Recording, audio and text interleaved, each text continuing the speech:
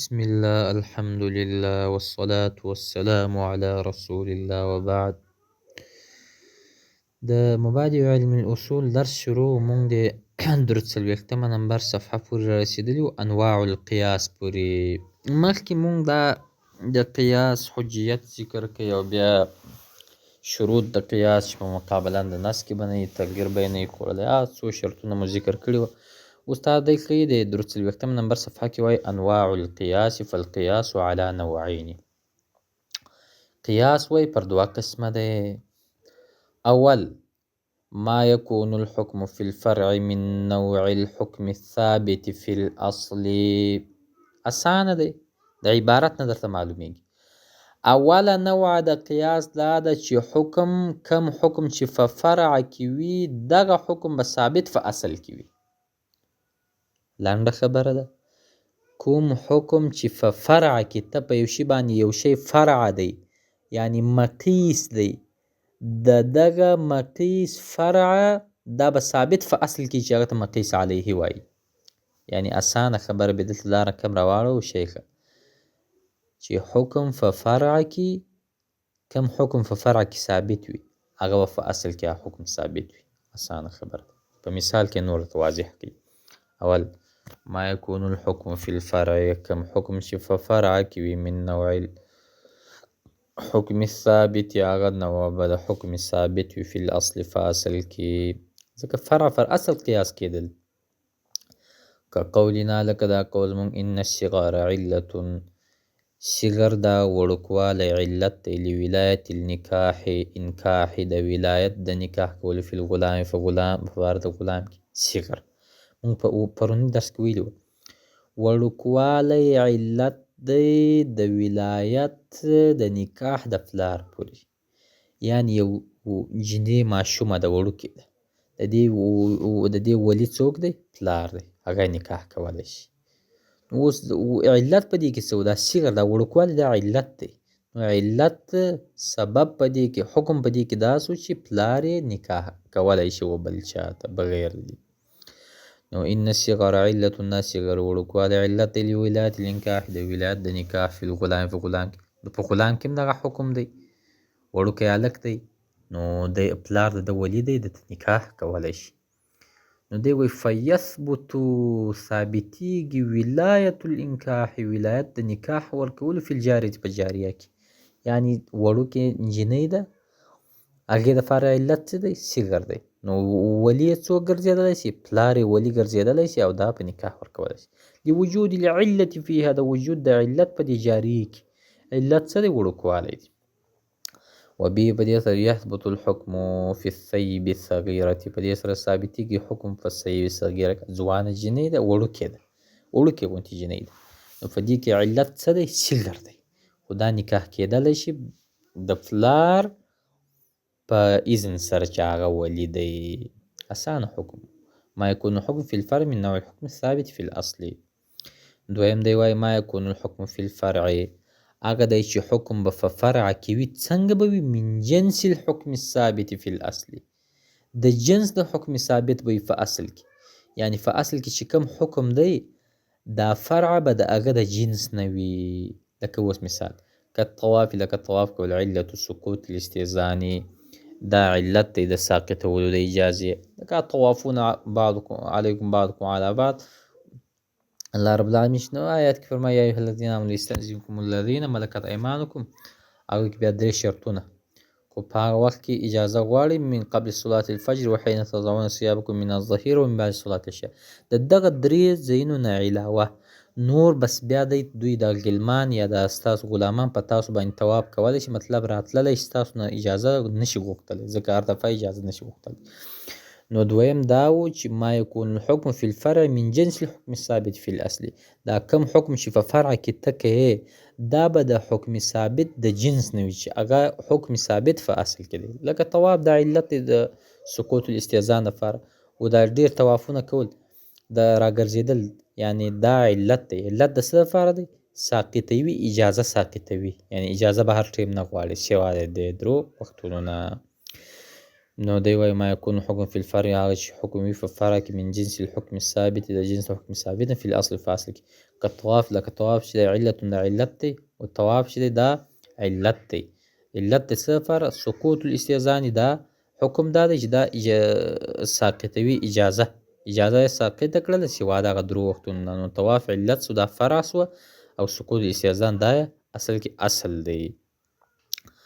440 نمبر صفحه کې وبجنسه په دغه په جنس سره حکم النبي اسلام فی صور الحرة فیصله کړې نبي اسلام په هغه جوټه د پیشو کې. یعنی اوس بیا ګوره دغه طواف کول دا علت دی. د څه دپاره علت دی؟ په باره د پیشو کې، یعنی په جنس د پیشو کې چې کوم ذکر دی دا علت دی د دې دپاره چې د پیشو په یو شي کې خوله ووهله د هغه خوراکه پاکه ده. ولې پاکه ده؟ نبي اسلام فرمایي انها من الطوافین علیکم، دا په تاسو باندې طواف کوونکي. نو دا ډېر طواف دا علت سو د دې دپاره چې د دې خوراکه اضافه خوراکه هغه پاکه ده. انشاءالله ډېر اسانه خبره ده. بیا دی تا ته وایي 440 السبب والشرط والمانع. د دې دپاره شروط دي د دې حکم دپاره یو سبب دی، یو شرط دی، یو مانع دی.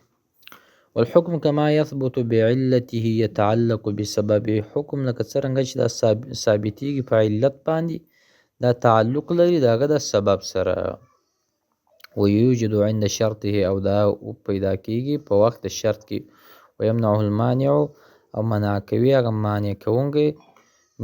فلا بد من بیانها وی ضروري دی په دې کې بیان دغه. دلته دی دا خبره کوي چې حکم دا ثابتیږي لکه څرنګه چې دی په علت سره ثابتیږي، نو د دې تعلق به د سبب سره هم وي او د شرط سره به هم وي او د معنی سره به هم وي. د دې حکم تعریف دې کې دی تا ته یو 3 شرطونه بیانوي. وی والحکم کما یثبت بعلته یتعلق بسبب. حکم لکه څرنګه چې په علت سره حکم ثابتیږي، یعنی یو علت به بیا به ته حکم ورکوي، دا تعلق لري دا حکم د سبب سره. ویوجد عند شرط یو دی پیدا کیږي په وخت د شرط، یعنی شرط په موجود بیا به حکم لګي. ویمنعه المانع که یو مانع شی موجود او علت وو، نو مانع شي یو مانع منع کوي فلا بد من بیانه، دغه بیان ضروري دی. دی تا ته وایي فالسبب اول سبب دی سبب لفی نشر مرتب وکړي. ګوره یعنی دی لفی نشر مرتب خو پیژنې چې اول کې ذکر وکړي بیا دغه نه وروسته بیان داري وجودا کړي. فالسبب سبب چې دی ما یوصل الى الشیء من غیر تأثیر فيه.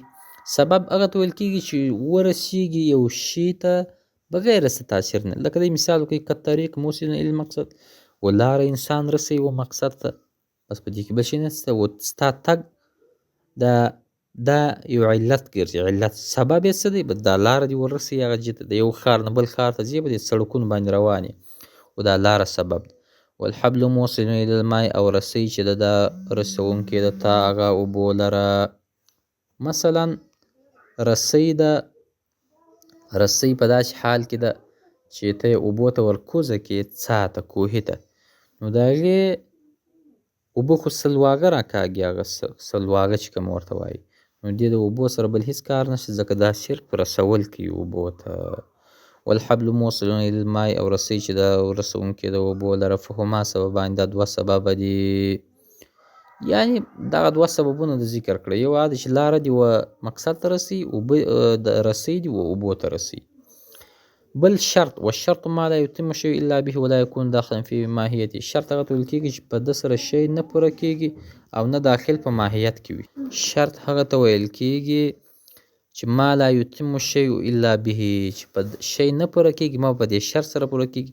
ولا یکون داخلا فی ماهیتي، دا د هغه په ماهیت کې داخل نه وي.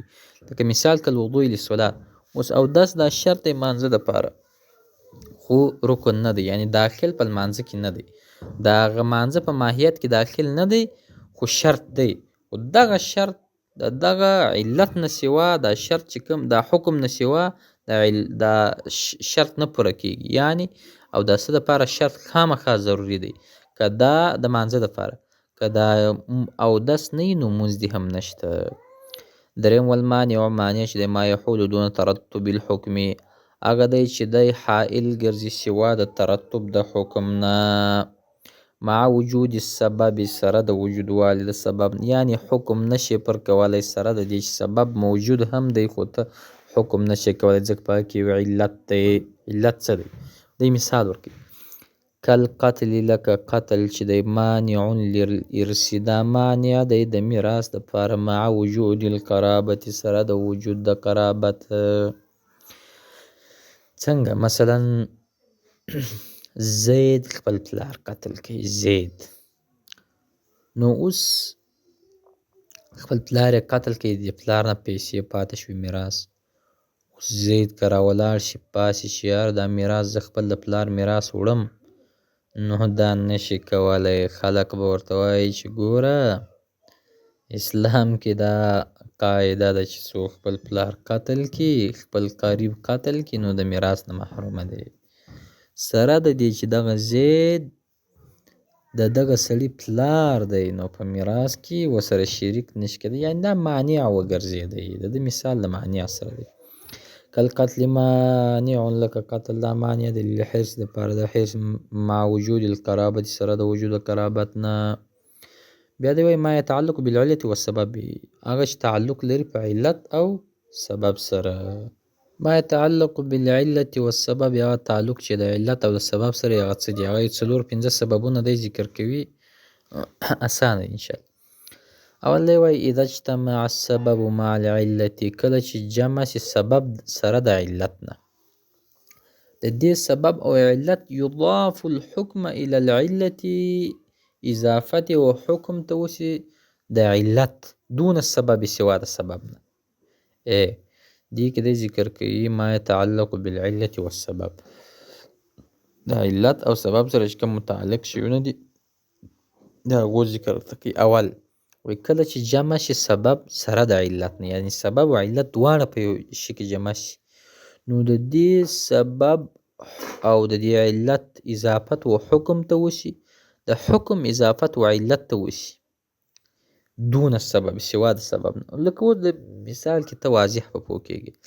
اذا اجتمع السبب مع العلة، کله چې جمع شي سبب سره د علت نه نو یضاف الحکم، اضافت به کېږي د حکم الى العلة و علت ته دون السبب سوا د سبب نه.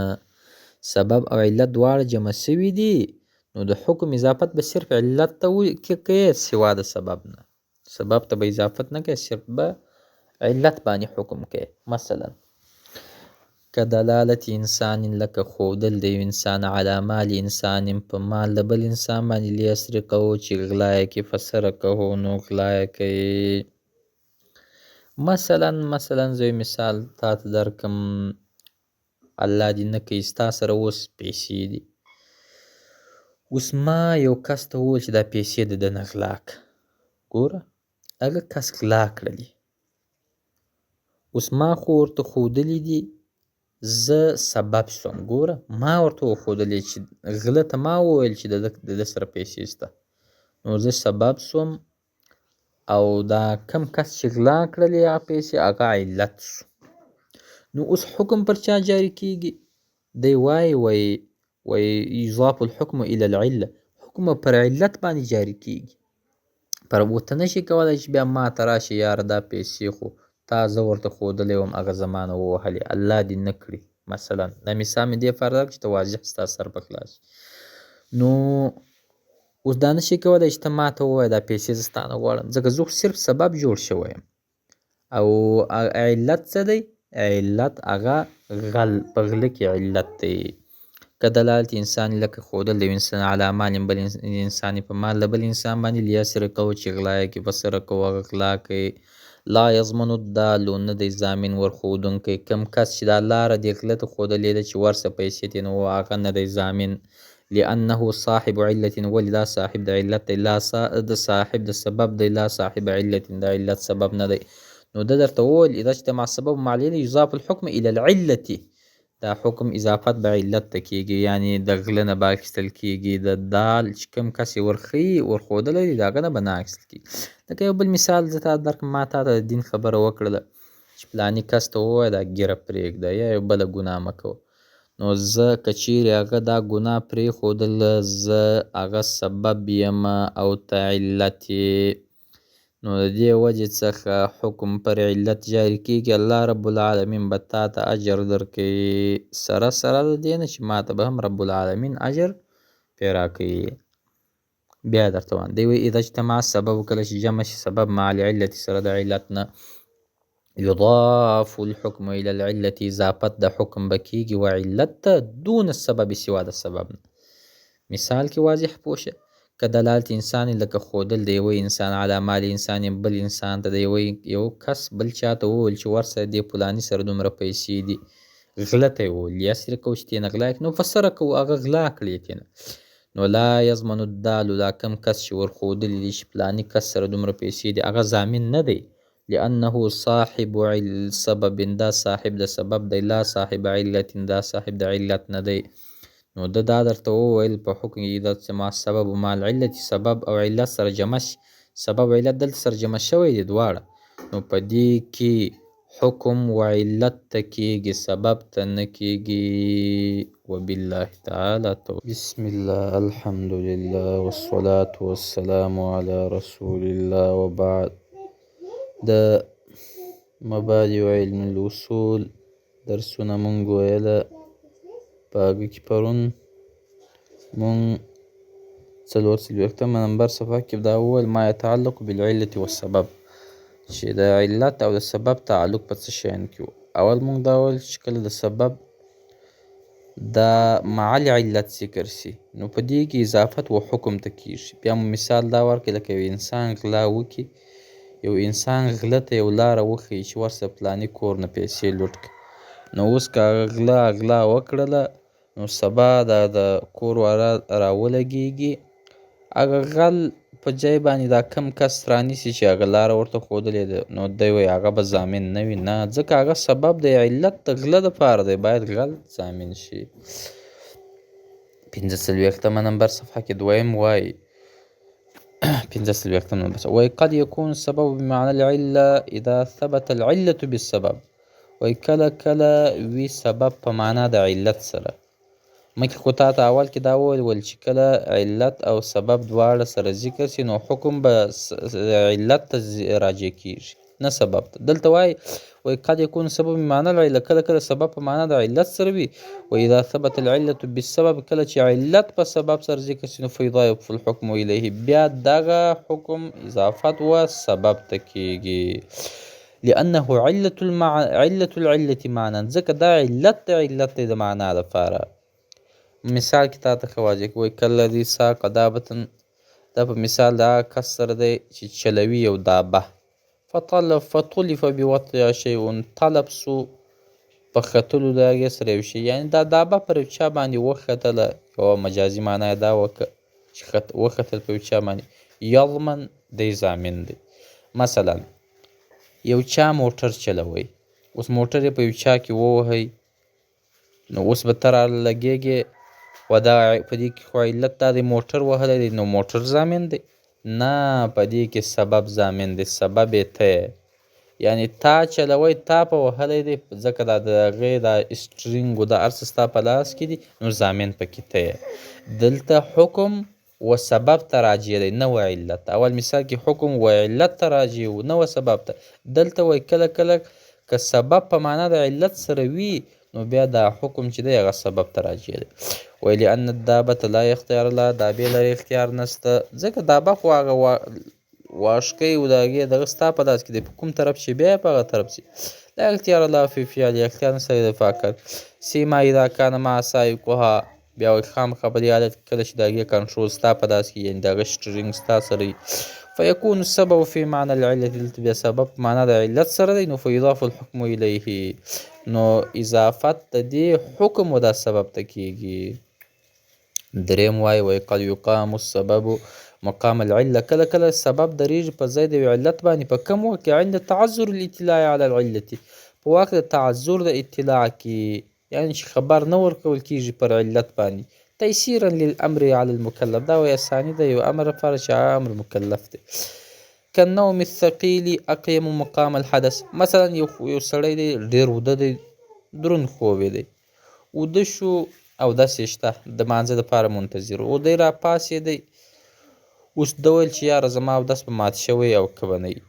و دا نوم ثقیل دا نوم خو سبب دی د بیا اودسیا دپاره، یعنی سبب دا سو علت څه شو پکې علت بیا اودسي سو. نو حکم څه دی؟ حکم پکې اودس دی. نو کله کله وایي سبب پر ځای د علت درېږي و دا نوم ثقیل به سبب دی دپاره د بیا اودسیا، ځکه ده ته دا نه معلومیږي عند تعذر الاطلاع ده ته دا خبر نه چې زما اودس مات شوی دی که نه دی. نو بس دغه نوم ثقیل دغه سبب چې دی دا علت دی ودرېدی پر ځای د بیا اودسیا، حکم دا دی چې اودس وکړي. که نوم ثقیل اقیم مقام الحدث وایي دا نوم ثقیل چې دی هغه اقیمه درېدلی مقام الحدث په ځان بیا اودسیا. والخلوت او خلوت چې دی اقیمت دا درېدلی دی مقام الوت په ځای د وت باندې، یعنی خلوت کول د یو چا سره دا و سبب دی. اوس دغه سبب پر ځای د علت باندې درېدلی دی چې دا په ځای د وت باندې ولاړ دی. والسفر سفر چې دی اقیمه دا د قایم شوی دی مقام المشقت فی حق رخصه په ځای د سختۍ کې په حق د رخصت سفر دی.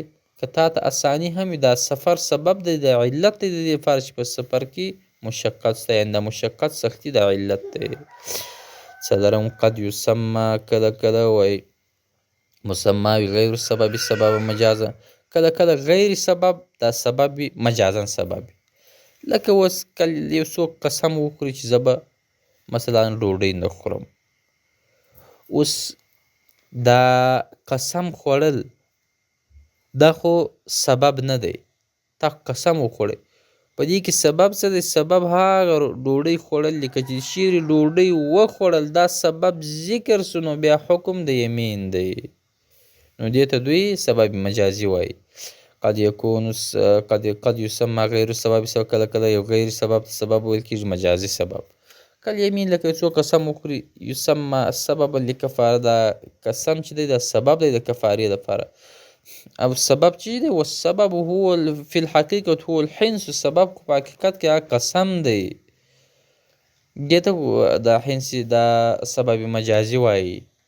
څلورم پنځم و دی وایي فی الحق هو الحنس اعلم پوه شه ان سبب وجوب الصلاة الوقت، سبب د واجبېدو د لمانځه هغه وخت داخلېدل، وخت داخل سو د سهار ده، نو سبب هغه وقت دی او المونځ حکم علت دی. و سبب وجوب الصوم او سبب د واجبېدلو د روژې شهود الشهر د میاشتې حاضرېدل. و سبب وجوب الزکات او سبب د واجبېدلو د زکات. النصاب النامی هغه نصاب دی. نامی مطلب دا دی چې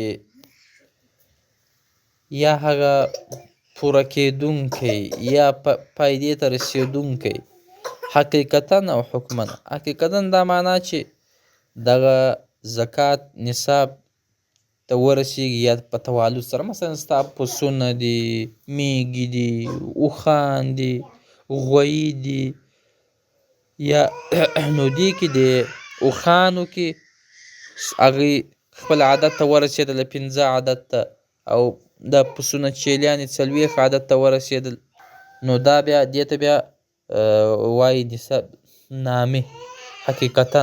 او حکما دا دی چې دغه ستا پیسې دي د بل چا سره دي هغه مضاربتا در چلوي نو زیاتېږي او کمیږي، دې ته بیا حکمي نو دی وایي حقیقتا او حکما. و سبب وجوب الحج البیت، سبب د واجبېدو د حج بیت الله شریف هغه دیدار کول دي. و سبب وجوب صدقة الفطر، سبب د وجود د صدقة الفطر هغه رأس یمونه، دا هغه سر دی یمونه چې ته د هغه کفالت کوي. مونږ وویل نائم یا فایده رسونکی یا کفالت کوونکی. ویلې علی هغه ته ته نږدې، مثلا کم سر چې دی زنده سر ستا په کور کې وي د هغه صدقة الفطر به ته ورکوې چې هغه کفالت ته کوي. نو دا هغه سر چې دی یعنې د زنده سر دا صدقة الفطر سبب په دې کې واجب دی او دی علت دی. و سبب وجوب العشر الاراض او سبب د وجوب د عشر د هغه ځمکو لپاره النامیه حقیقتا چې هغه فایده رسونکي یعنې کښت ورکوونکي حقیقتا. و سبب وجوب الخراج الاراض او سبب د وادي، یعنې دا تا دغه اسباب ښیي هغه واجبېدلو د خراج الاراض هغه ځمکې چې اخراجات کوي الصالحه للزراعه چې هغه صالحه د زراعت دپاره، یعنې د کفارو ځمکه ده هغه تا نیولې دي ورنه هغوی ذمیان دي په ټکس دي ترې نه نیولې دي، هغوی تا ته ټکس درکوي، بس که هغه کښت کوي که نه کوي تا ته به د هغوی ټکس ذمه درکوي. او بیا وایي اخر کې وایي بیا 40 نمبر صفحه کې وایي وسبب وجوب الوضوء او سبب د واجبېدلو د اوداسه الصلاة عند البعض لمونځ دی په نیت د بعضو باندې وایي هغه وایي اودس لمانځه ته واجب دی، یعنې سبب پکې هغه مونځ دی او د لمونځ ورته علت دی او سبب یې اودس دی، یعنې سبب چې کله ذکر سي مونځ نو دې دپاره حکم د اوداسه دی. والحدث عند آخرین او بیا اودس یاده په نیز د بعضو باندې، بعض بیا وایي نه چې کله ته بیا اودس سي نو بیا به اودس کوې، یعنې بیا اودس دې نه بیا به مانځه ته اودس کوې. وجوب الصلاة او واجبېدل د مانځه شرطون دا شرط دی، یعنې واجبېدل د مانځه شرط دی، سبب پکې هغه لمونځ دی او وجوب یې شرط دی. وسبب وجوب الغسل او سبب د واجبېدلو د غسل، یعنې غسل کمالت کې واجب دی. او بل وایي وسبب وجوب الغسل سبب د واجبېدلو د غسل په څه باندې واجب دی؟ الحیض والنفاس والجنابة، په حیض او نفاس او جنابت باندې هغه غسل واجب دی.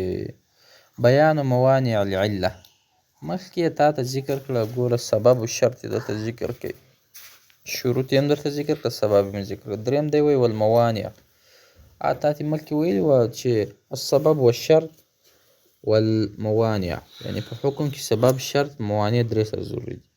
دی تا ته وایي بیان موانع العله، موانع د علت چې دي هغه درته بیانوي. والموانع 4 موانع چې دي دا 4 دي. اول مانع یمنع انعقاد العله، یو هغه مانع دی چې منع کوي هغه انعقاد، یعنې شروع د علت هغه منع کوي. لکه مثال دی تا ته وایي که بیع الحر والمیتة والدم، لکه بیع د حر د ازادې ښځې بیع د سر نه حرامه ده، دې انعقاد نه کېږي. والمیتة د مړې حرمت علیکم المیتة والدم هم دا رقم بیان کړي، یعنې د دو په دو سره شروع نه کېږي، د دو انعقادي بیع ایښودل لا مانع د علت دی. ولې فإن عدم المحلیة وی عدم محلیت، یعنې عدم د دې محلیت د دې شروع کول یمنع منع کوي انعقاد البیع، عقد د بیع په دې سره عقد د بیع هغه منع کوي، یعنې هغه مانع چې هغه علت مانع کوي د هغه شروع بیخي منع ده، لکه مړه خرڅول یا وینه خرڅول یا ازاد. دویم دی وایي مانع یو هغه مانع دی یمنع چې منع کوي تمام العلت، تمام پوره د علت، یعنې علت پوره شوی نه وي بیا هم دی مانع ګرځي. که هلاک نصابي، لکه هلاکېدل د نصاب اثناء الحول شاوخوا ته نږدې د کال، یمنع وجوب زکات دا منع کوي واجبوالی زکات. مثلا یو چا 40 پسونه درلوده، 40 چیلي یا هغه چې 40 نصاب ته ورسېږي نو بیا د باندې زکات دی چې کال تېر شي. اوس 10 میاشتې ده دا ساتلي دي 11 میاشت کې 15 دانې یا 10 دانې ترېنه مړه شول، نو خو نصاب ختم شو، تمام العلت پوره نه شو، نو په دې کې زکات نشته. وایي مانع یمنع هغه مانع دی چې منع کوي تمام العلت، پوره د علت منع کوي چې علت پوره شوی نه وي. که هلاک نصاب، لکه هلاکېدل د نصاب د پوره کېدل، لکه یا نن سبا د پیسو مقدار چې اندازه ورته وکړي 250 تولې سپین زر چې انسان دا ورسېږي، یعنې څومره افغانۍ ترېنه جوړېږي چې بیا دی د زکات مستحق ګرځي چې هلته حساب ورته وشي چې د باندې بیا زکات کېږي. هغه نصاب کم شي ختم شي نو بیا دی تمام العله نه دی. یمنع وجوب زکات دا منع کوي واجبوالی د زکات. درېیم مانع هغه مانع دی یمنع چې منع کوي ابتداء الحکم شروع د حکم، یعنې یو بیع شوې ده کالبیع بشرط الخیار، لکه بیع په شرط د خیار کې، یمنع ثبوت الحکم دا منع کوي ثابتوالی د حکم. مثلا یو چا بیع وکړله او دا یې وویله چې ته تر سبا پورې د دې اختیارمن یې، دا شی مې تا ته درکړی دی، تر سبا پورې اختیار دی، که دې خوښ نه شو بیا یې راوړه. نو اوس تر سبا پورې هغه د دې حاکم نه دی، یعنی د دې مالک نه دی، ځکه اختیار ورکول سوی دی. یعنی ابتدا د حکم منع کوي. دریم مانع یبتدی ابتداء الحکم، هغه مانع دی چې منع کوي ابتدا د حکم. کالبیع لکه بیع، شرط دا شرط، کالبیع بشرط الخیار لکه بیع د یو چا سره کول په شرط د خیار سره، یعنی د اختیار د لره دی. لکه البیعان بالخیار ما لم یتفرقا، د هغه مخالف بیع کول، اختیار ورکول. یمنع ثبوت الحکم دا ملکی، دا منع کوي ثابتوالی د ملک، یعنی د هغه دپاره تر سبا پورې ملک نشته، ځکه هغه ته اختیار ورکړی. څلورم مانع هغه مانع د یمنع دوام الحکم چې هغه منع کوي دوام د حکم، یعنی همیشهوالی د حکم. که خیار البلوغ لکه اختیار د بلوغ نکاح. یمنع دا منع کوي دوام حکم نکاح، همیشهوالی د حکم نکاح. یعنی یو چا د یو چا سره دوستي وکړله چې ګوره دوستي در سره کومه، یعنی نکاح خپل لور په نکاح در کومه، په دې شرط سره چې د بلوغ نه وروسته به بیا نکاح وي. نو وایي دغه بلوغ ته رسېدل دا منع کوي دوام د حکم د نکاح، یعنی به نکاح د بلوغ نه وروسته هغه شروع ده. نو دا څه اسانه علتونه مثالونه وده. بیان الوجوه الثمانیة فی دفع القیاس. وبالله تعالی التوفیق.